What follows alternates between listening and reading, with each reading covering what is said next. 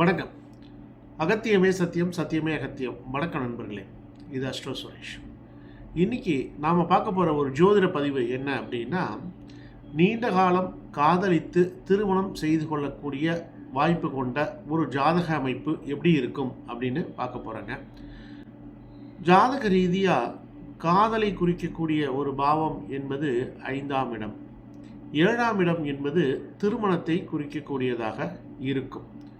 அப்படி இந்த 5 மற்றும் 7 ஆகிய பாவங்கள் இணைவு பெறும் பொழுது இந்த நபர் காதலித்து திருமணம் செய்து கொள்ளக்கூடிய வாய்ப்புகள் உண்டு அப்படின்னு நம்ம சொல்லலாம்.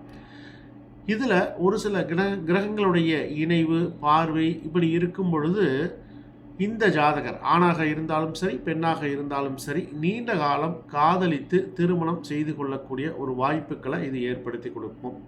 அதற்கான சில விதிகளை நம்ம இன்னைக்கு பார்க்கலாங்க.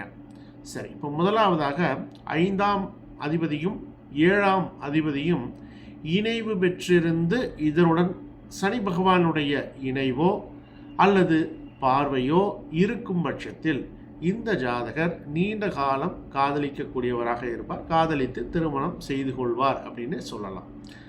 அதே மாதிரி புதனும் கேதுவும் இணைவு பெற்றிருந்தால் காதல் திருமணம் அப்படின்னு நம்ம நாடி விதியில் சொல்லுவோம். இதோட சனி பகவானுடைய சேர்க்கையும் அங்கே இருந்ததுன்னா, சனி புதன் கேது இணைவு இருந்ததுன்னா இந்த ஜாதகர் காதலித்தால் உறுதியுடன் நீண்ட காலம் காதலித்து திருமணம் செய்து கொள்வார் அப்படின்னு நம்ம சொல்லலாம்.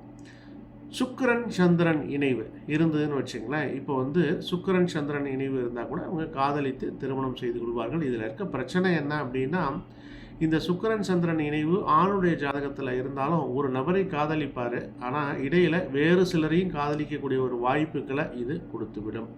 சரிங்களா? இந்த சுக்கிரன் சந்திரன் இணைவு உள்ளவர்கள் திருமணத்துக்கு அப்புறம் தனியாக குடித்தனம் வைக்கிறது நல்லதாக இருக்கும். கூட்டு குடித்தனம் இவர்களுக்கு சரியாக வராது அப்படின்னு சொல்லலாம். ரைட். அதுக்கு அடுத்தது ராகு 5ஆம் இடத்தில் இருந்து அத்துடன் புதனுடைய இணைவோ அல்லது பார்வையோ இருக்கும் பட்சத்தில் மேக்சிமம் இணைவு அப்படின்னு எடுத்துக்கலாம். இவர்கள் என்ன பண்ணுறாங்க அப்படின்னா நீண்ட காலம் காதலிக்கிறார்கள் அப்படின்னு கூட சொல்லலாம். இந்த புதன் ராகுல இன்னொரு விஷயம் இருக்குது.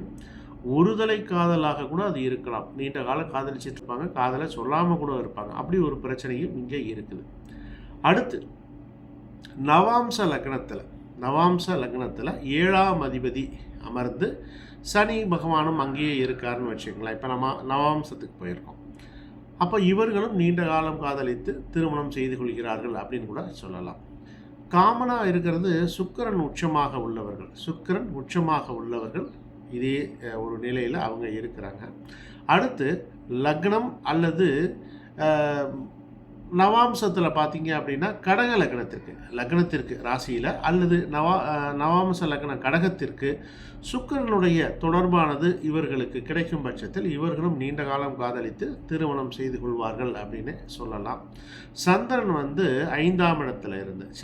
5ஆம் இடத்திலிருந்து குரு பகவானுடைய பார்வையும் கிடைத்தால் இவரும் நீண்ட காலம் காதலித்து திருமணம் செய்து கொள்கிறார்கள்.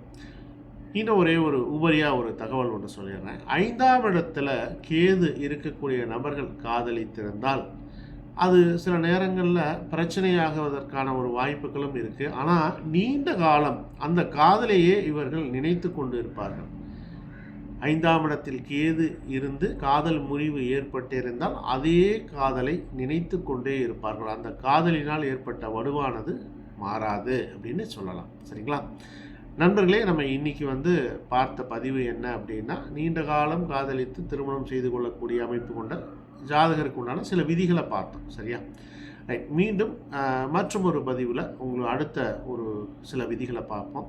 நண்பர்களே, உங்களுடைய ஜாதகத்தை முழுமையாக ஆய்வு செய்து உங்களுக்கு உண்டான பலன்களை நீங்கள் தெரிந்து கொள்ள வேண்டும் என்று விரும்பினால் ஸ்க்ரீனில் இருக்கக்கூடிய நம்பருக்கு கால் பண்ணுங்கள் அல்லது வாட்ஸ்அப் பண்ணுங்கள். ஜாதகம் பார்ப்பதற்கு உண்டான வழிமுறைகள் என்ன என்பதை நான் உங்களுக்கு தெரிவிக்கின்றேன். மேலும் ஜோதிடம் வாட்ஸ்அப் மூலமாக நீங்கள் கற்றுக்கொள்ள வேண்டும் என்று விரும்பினாலும் என்னை தொடர்பு கொள்ளுங்கள். அதற்கான வழிமுறைகள் என்ன என்பதை நான் உங்களுக்கு சொல்லுகின்றேன்.